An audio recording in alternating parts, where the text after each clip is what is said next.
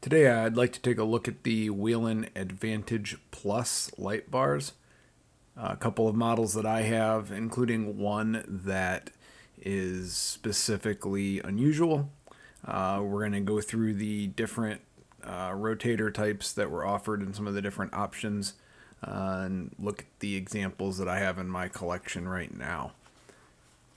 They offered these starting around 1991-92 to augment the Edge Plus, essentially mounting half an advantage to the front of a vehicle instead of just an edge.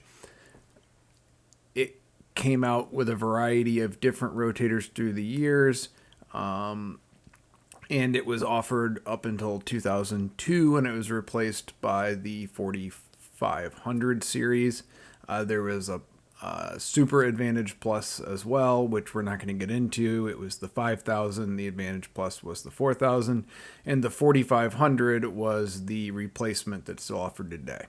The first rotator generation looked like the responder of the time. It used the brushed, the old style brushes, the thin strips of metal, and the bulb spun in the rotator. They were pretty prone to failure, but they were pretty well focused.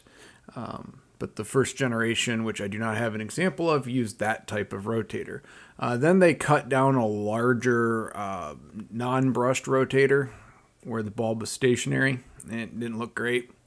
It didn't work out real well. And so then finally they upgraded to this full-sized brushless rotator that was designed for the purpose. And in between, they had an oscillating phase for both the 5000 and the 4000. I do have an example of the oscillating style. And when they changed over to the 4500 and right beforehand, they actually went to this, which they called the ball bearing style rotator. But before that, the oddball one, the oscillating style used in both the 5000, the Super AdvantEdge Plus, and the AdvantEdge Plus 4000. And here's a little sheet they put out about how to retrofit the brushed rotators into oscillating assemblies. The oscillating assemblies were pretty eye-catching, as you can see here. However, they were plagued with a problem that the Pierce Alert, which also fits in this series light bar, also experienced, which is the bulb being in the reflector again, even though it's not fully rotating, not requiring brushes per se. There are wires running to the bulb up through the pivot point, and those wires, even though they are a very flexible type of wire, they eventually bend back and forth so many times that they break. So the oscillating phase for this series of light bar and the AdvantEdge light bar were relatively short-lived, a year or two, while they were trying to get things together with the brushed rotator and turn it into the brushless.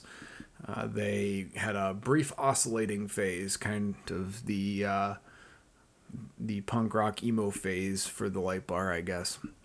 But the brushless, full-sized rotator designed for the purpose was also very eye-catching. The bulb was stationary. All the failure points had been taken care of. This particular example is a rear light bar, and two strobes have been added to replace two of the rear rotators, which is one of the nice things about these bars is you could absolutely customize them as much as you wanted to. So you've got the 3 triple K lights and 2 rotators, 2 rear floodlights, and 2 strobes, which were 7.3 series, just like the flashers. These bars use 73 series for any stationary light except for the floods. They use twin side beams. The cut down version, or the original version of the brushless rotator was not real effective. But also, as I said, you could put the Pierce Alert assembly in these bars, and it was actually the base is designed for it. This was from the front of an emergency vehicle. Here's that first brushless style, also from a traffic clearing bar. Not the best example of how it would be used, but there's a lot of wasted light that's not captured by the reflector. And then there it is, the final brushless style rotator and a mini bar as well.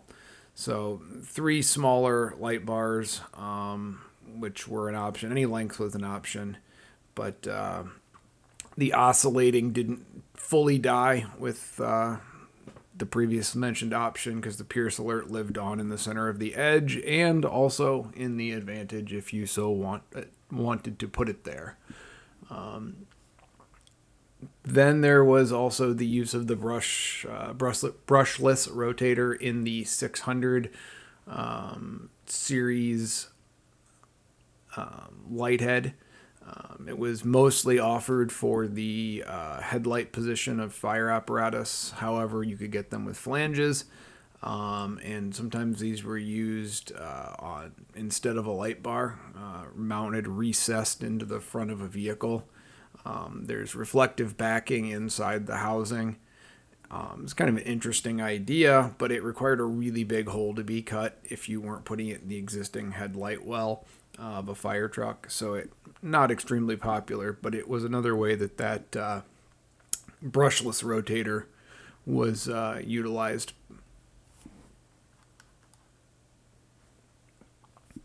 So aside from some of those variations, there of course was the 5000 series, which I have an example with an oscillating component. I have another video on that, and I have a unopened or not unwrapped one that I'm not going to unwrap.